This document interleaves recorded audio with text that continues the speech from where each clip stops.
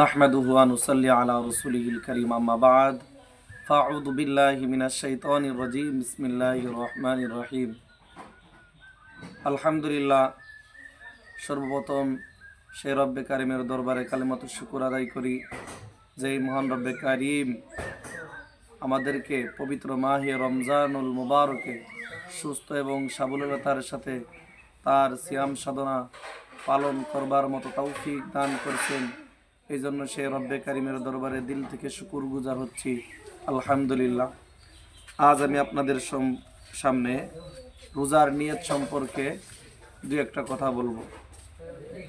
অনেকে মনে করি যে নিয়তের কোনো গুরুত্ব নেই। না,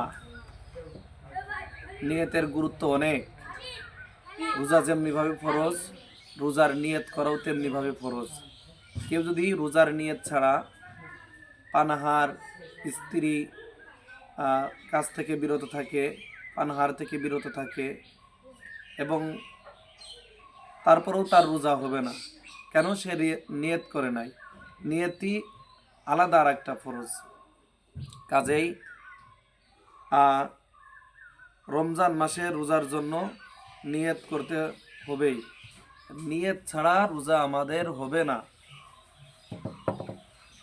নিয়ত আমি এভাবে করব যে আমি আগামীকাল পবিত্র মাহে রমজান মাসের রোজা রাখছি, এভাবেই মুখে বলা উত্তম।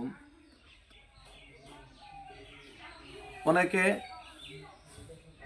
রোজার নিয়ত করতে অনেকের স্মরণ থাকে না, সেই ক্ষেত্রে ফকিগণ বলছেন যে বেলা ঢোলার 1.5 ঘন্টা আগ পর্যন্ত, অর্থাৎ বেলা 11টা পর্যন্ত রোজার নিয়ত করা যাবে। হ্যাঁ, যদি কেউ রাতেই নিয়ত করে তাহলে সেটা উত্তম হবে। যদি কেউ রাত্রে নিয়ত না করতে পারে তাহলে সে রোজার নিয়ত করবে বেলা ঢোলার 1.5 ঘন্টা পর্যন্ত, আগ পর্যন্ত, অর্থাৎ 11টা পর্যন্ত।